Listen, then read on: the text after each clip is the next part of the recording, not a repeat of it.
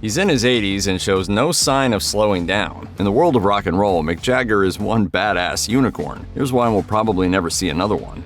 Let's talk numbers here, because knowing that Mick Jagger has had an incredible career doesn't really put things into the proper perspective. Jagger was born in 1943, picked up his first guitar when he was 14, and had the general idea of the Stones cemented by the early 1960s. He hit the charts for the first time in 1963 and hasn't stopped since. The Stones' 2024 tour was their 48th, and over the course of 6 decades, they played more than 2,000 concerts. I never thought I'd be doing it for 2 years even, you know. When we started off, I never thought we'd make it very big anyway. Plenty of musicians come to hate their greatest hits, but Jagger never shies away from playing what fans want to hear. He knows it's the classics that keep people coming back, and as a result, Jumping Jack Flash, Brown Sugar, Honky Tonk Woman, and Tumbling Dice have all been performed live more than 1,100 times. We came first into Texas in 1964, that was my first rodeo. The Stones also hold several spots on the list of biggest concerts ever. In 1969, their Hyde Park show attracted more than 250,000 people, and the audience for their 2006 Rio de Janeiro show topped 1.5 million in attendance. And there are a few more astonishing numbers. In 2023, footage of Jagger in rehearsal was released, and if you're wondering how he's still got all that energy at 80, consider this. At every concert, it's estimated that he covers around 12 miles. A Stones concert is an experience that transcends the music alone, and if there's one thing Jagger knows, it's showmanship. In a 1995 Rolling Stone interview, Jagger was asked how he got so good at connecting with masses of people. He chalked it up first to his love of playing the blues and rock and roll, then went on to explain, "There's this other thing that's performing, which is something that children have or they haven't got." In the slightly post-Edwardian pre-television days, everybody had to do a turn at family gatherings. You might recite poetry, and Uncle Whatever would play the piano and sing, and I was just one of those kids who loved it. Creativity can come and go in waves, and there's something to be said for taking time to hone a craft. But the songwriting team of Jagger and Keith Richards knocked it out of the park on their very first try. After getting their start playing mostly blues covers, the duo wrote As Tears Go By. The song was for Marianne Faithfull, who landed it on the charts in 1964 as the Rolling Stones released a string of hits with a harder rock and roll vibe, including Get Off of My Cloud. The Stones were on their way to making their name as a hard-rocking blues band, but when they included the thoughtful, introspective ballad on December's Children and Everybody's, it was proof the band had range and soul and weren't afraid of innovation. Jagger later mused, "It's a very melancholy song for a 21-year-old to write. Evening of the day, watching children play. It's a relatively mature song considering the rest of the output at the time." Technology today allows for recordings to be almost infinitely doctored, auto-tuned, and tinkered with until they're perfect. I heard some young guy in a band say, "You don't have to practice anymore, or you just slice it up in the computer and it comes out perfectly." But when Jagger and the Stones cut their first album, they didn't have that technology, nor the budget for retakes, or the cash for a high-end studio for that matter. The Stones' first album was recorded in just 4 days at the Regent Sound Studio, and to say it wasn't packed with top-of-the-line equipment is kind of an understatement. The soundproofing material was egg cartons, and the instrument that sounds like maracas? That was a coin in a bottle that had just been drained of cognac. It was bare bones, and it absolutely worked. The recording captures the Stones' authentic energy and talent, not a carefully doctored image. Richards later reflected that it was shocking how incredible he still found that first album. And it could be argued that it kickstarted the Stones' preference for using lo-fi equipment to create the raw, rugged sound they've stuck with ever since. The British kids was looking for something to grab a hold to. When a very young Mick Jagger got together with a very young Keith Richards, they connected over a shared passion for the blues. And then when you heard the blues, my God, I mean, it just has such power and energy. It just saved our lives, I really feel. It seems unthinkable in today's internet-enabled world that anything could be out of reach. But at the time, blues records weren't readily available. Jagger and Richards talked endlessly about the artists and sound that would eventually define their career. And fairly soon, Jagger, Richards, and the Stones introduced the UK to the blues. Before the Stones, blues was a niche genre, but they changed all that. The band took their name from a Muddy Waters song. Their blues covers hit the charts, and not only was their original stuff heavily influenced by the sounds the band members loved as kids, but later albums, like 2016's Blue and Lonesome, paid homage to the greats that came before them. Jagger and the Stones have always made it clear that they weren't just covering blues artists, they were championing them and inspiring fans to learn about the genre's roots. Today, musicians are undeniably cool, but at the time Jagger was coming up, the cool factor was far from guaranteed. In a 1995 interview with Rolling Stone, Jagger said it was actually kind of the opposite. He recalled being a 15-year-old kid just learning to entertain, saying, "I used to play Saturday night shows with all these different little groups, and my parents were extremely disapproving of it all, because it was just not done. This was for very low-class people, remember. Rock and roll singers weren't educated people." Later, Jagger was studying at the London School of Economics and toying with the idea of a music career. We all know which one won, but it wasn't necessarily an easy choice. Jagger's father was very vocal in his disapproval. He told The Times, "My dad had an idea for me, but his idea was not what I wanted to do." Rock and roll has gone through any number of transformations since the early days, so it's easy to forget that at the time the Rolling Stones were first putting out records, it was a sound that had never before been heard. It's pretty wild to think about the talent that's needed to pluck something original out of the air. Jagger talked in particular about what made Can't Get No Satisfaction a monster hit, explaining, "It has a very catchy title, it has a very catchy guitar riff, it has a great guitar sound which was original at that time, and it captures the spirit of the times, which is very important in those kinds of songs." Jagger is ready and willing to give credit where credit is due. One time, I did get satisfaction. He acknowledged that guitarist Brian Jones was an important part of helping the Stones change the musical landscape of the era, recalling, "He played the slide guitar at a time when no one really played it. He had this very lyrical touch." Ask anyone who the leader of the Rolling Stones is, and they'll say it's Jagger. But Jagger has some interesting thoughts on leadership and success that translate as general words of wisdom to pretty much anyone. He compared his leadership of the Stones in partnership with Richards to what was going on with John Lennon and Paul McCartney within the Beatles. Lennon and McCartney both wanted to be the boss, and there seemed to be a sometimes unhealthy level of competition between them. And we all know how that turned out. Jagger saw things differently, explaining, "The thing in leadership is you can have times when one person is more at the center than the other, but there can't be too much arguing about it all the time. So you sort of agree what your roles are." According to Jagger, Brian Jones had a mentality more like that of Lennon and McCartney, and tensions built when the strong personalities of the others kept Jones from rising to the top. I'm not really sort of satisfied, either artistically or personally. And in jealousy of the attention Jagger got as frontman, and things just kind of imploded. But the Stones survived, and Jagger learned from the experience, concluding, "You have to realize that everyone in a band is all more or less together, and everyone has their own niche, and some people lead in some ways, and some people lead in others." It certainly worked for Jagger. More than 60 years later, he's still selling out stadiums.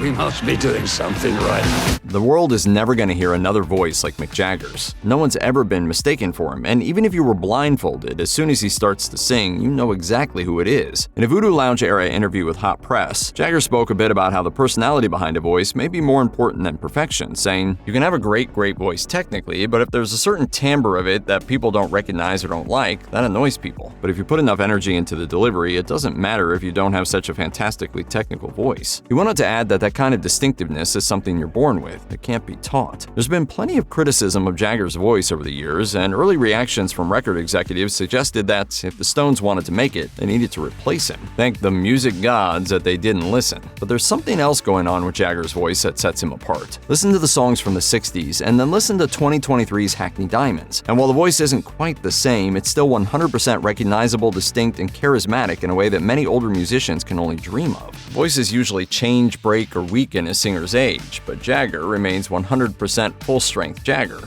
The world of rock and roll is riddled with cautionary tales. Some bands face crises and are forever changed. Many break up long before fans are ready to let them go, and legendary albums are left unfinished or unreleased. That makes it all that much more impressive that Jagger has managed to keep the core members of the Stones together through some horrific tragedies that go all the way back to Brian Jones's 1969 death by drowning, just a few weeks after being let go by the band. All differences aside, 2 days after Jones was found dead, the Stones turned a previously scheduled concert in Hyde Park into a tribute to their former bandmate. Jagger opened the show by reciting Percy Bysshe Shelley's poem Adonais, and the band would keep his memory alive in tribute songs that included Shine a Light from Exile on Main Street.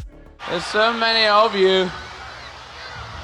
Just be cool down the front and don't push around. In December of that year, the Stones were faced with another tragedy when 4 people died during the Stones set at the infamous counterculture music festival at Altamont Speedway in California. Years later, Jagger spoke about how devastated the band was, but again, they learned from the moment. The Altamont deaths made the band realize that they controlled every aspect of every show, all the way down to event security. Finally, there was the 2021 death of gentleman drummer Charlie Watts. 2 years later, Jagger reflected to The Guardian, "I still think about Charlie a lot. I think about him when I'm playing and what he would have played. I hate to say this, as you get older, a lot of your friends die. It starts in your 20s.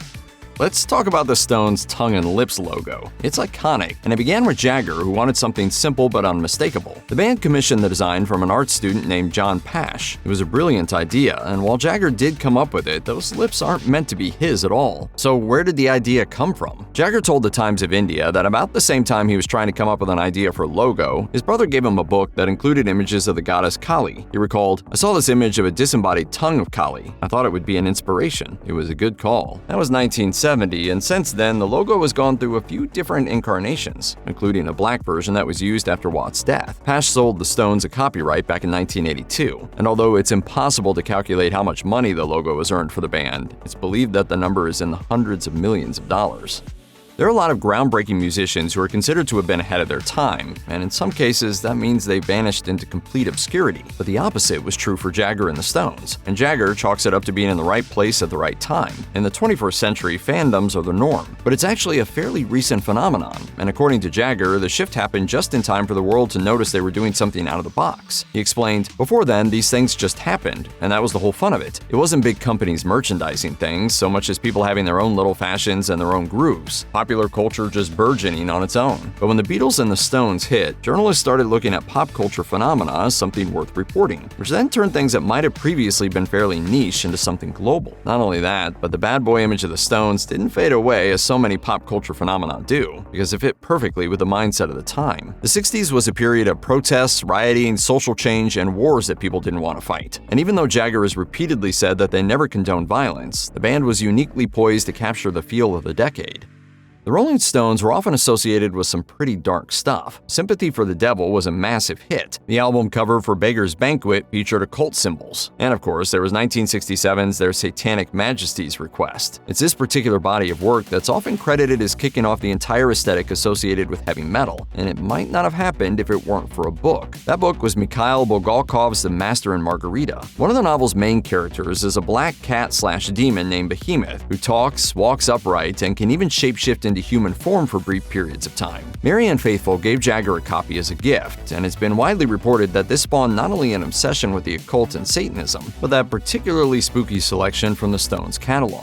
Those albums and songs were released in the years leading up to the tragedy at Altamont, which only seemed to cement the Stones as the mirror image of the peace-loving Beatles. But Jagger went on the record in 1995 when a Rolling Stone reporter asked him whether or not Altamont made the band rethink their association with the satanic. Jagger replied, "The satanic imagery stuff was very overplayed by journalists. We didn't want to really go down that road, and I felt sympathy for the devil was enough. You didn't want to make a career out of it." It's understood these days that songs can be about anything and everything. Sure, there are always themes of love and loss, but they can also be about red Solo cups, and one can argue that this permission came to be thanks to the Jagger-Richards songwriting partnership. In 1987, Jagger was asked whether or not the Stones had intended to send powerful messages of social change with their music. He didn't quite think of it that way, explaining, "Perhaps what we did in this period was to enlarge the subject material of popular music to include topics outside the typical Moon in June, I've got a new motorbike teenage genre. We said you can write a song about anything you want. That's certainly one of the big legacies in the songwriting area that we left." In a later Rolling Stone interview, Jagger went deeper into the idea, noting that they'd taken songs from cliché to deeply personal. When the reporter suggested that was a daring thing to do, Jagger simply replied, "I don't know if it was daring, it just hadn't been done." Every Rolling Stones fan has a favorite album, and for many, it's 1981's Tattoo You. What makes that album so phenomenal, besides the music of course, is that it was largely made up of songs that were rejected from earlier albums. If records have A and B sides, these were the C's, and still they ruled. The Tattoo You origin story is just plain weird. Jagger and Richards have had a famously sibling-like relationship, caring deeply for each other and often hating each other at the same time. So in 1981, they were in one of their feuding periods, but the label was desperate for material for an album. The pair weren't writing together at the moment, so Chris Kimsey, one of the most prolific studio engineers of the era, began sifting through material that had been left on the cutting room floor. The tracks that eventually made it onto Tattoo You came from bits and pieces of songs that had been recorded for Black and Blue, Some Girls, Emotional Rescue, and Goat's Head Soup. The final versions were largely finished by Jagger and assembled by Kimsey. Should it have worked? Probably not, but it did. And that's a testament to the kind of talent that only comes along once in a very great while. And when you think about it, it makes Waiting on a Friend incredibly poignant.